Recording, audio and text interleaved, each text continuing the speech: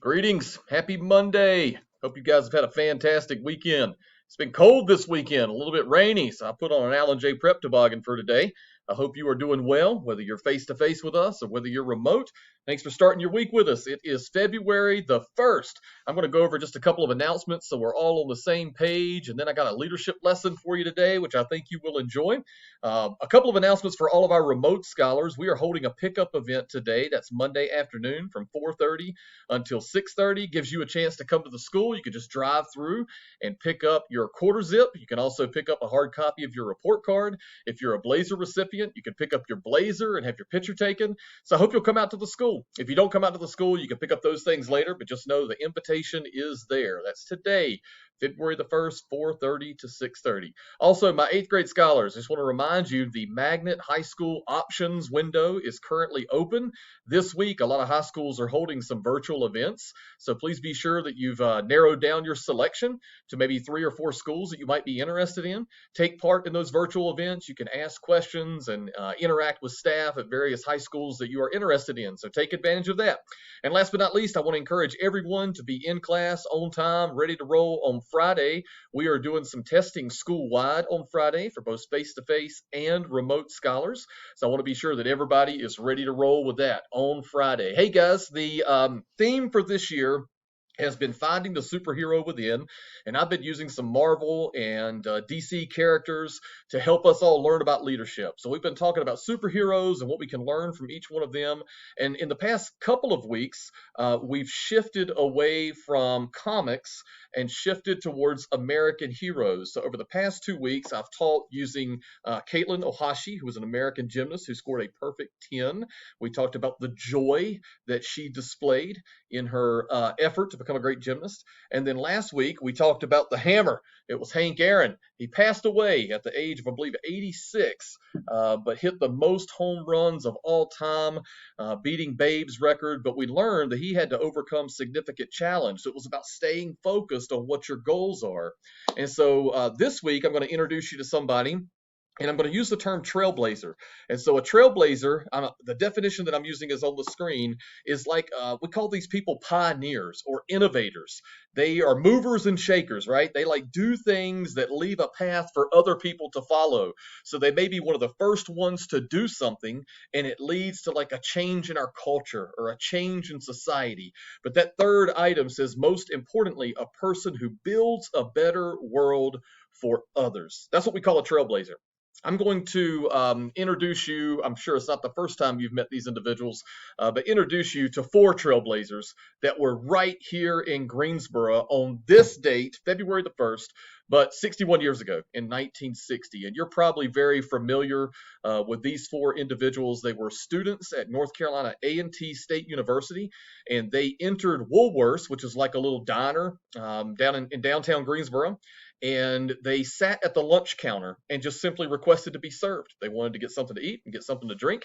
They were denied service. They knew they were going to be denied service because at that time, African Americans were not allowed to eat in that particular part of the restaurant. In fact, most times they requested that individuals go around to the back of the restaurant and they would serve them like to-go orders rather than letting them come into the restaurant and sit down. So these 4 students didn't yell, scream, cuss, and demand. What they did is they went in, they said, we'd like to have lunch, and they were denied.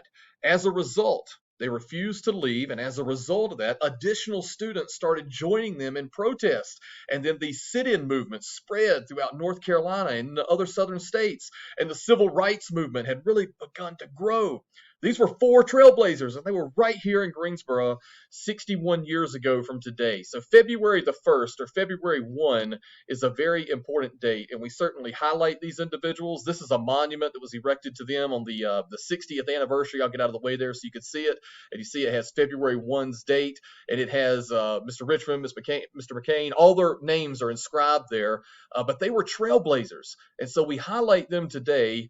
First of all, because they're local and they had a major impact on a national scene. But secondly, February 1st is a great date. If you get a chance to go to the Smithsonian, the American History Museum in Washington, D.C., the original lunch counter and the four bar stools that they sat at is now in the Smithsonian. And then, of course, we have the National Civil Rights Museum located on February 1. That's a road in downtown Greensboro. But these protests were so successful, lunch counters became integrated. And even Greensboro Woolworths, they changed their policy just that July. So because they sat and refused to leave and requested service, things changed, and that's what a trailblazer is. And then 4 years later, Congress finally passed the Civil Rights Act of 1964, which did a lot of things to help the civil rights movement. So we honor those guys today. But I want to talk to you about another trailblazer, one who's closer to your age and my age, and one that you might have picked up in the news recently, but she's also local, and her name is Jennifer King. Now, Jennifer King grew up in Rockingham County, which is just like 10 to 20 minute drive north on Business 29. But when she was in middle school and in high school, she liked to play sports, and she was recognized very early on for her scholarship and for her leadership. And people just always saw her as a natural leader and a fantastic student athlete. She decided to go to Guilford College, which is located right here in Greensboro also. A little bit of trivia: Guilford College was founded by Alan Jay, Mr. Alan Jay. He was one of the individuals with the Quakers that helped to found Guilford College. Anyway, back to Jennifer King. She got a scholarship to go and play softball and basketball there. Listen to what one of her teammates has to say about her. This is one of her basketball teammates. She says, honestly, none of us could ask for a better senior captain and leader than Jen. We're trying to build a successful program, and she is helping to lay that foundation. She's an unbelievably loyal person. She would do and does anything for her team, and that's what a great leader does. And here's an article that was written about her. It was posted in the Guilfordian, which is their newspaper.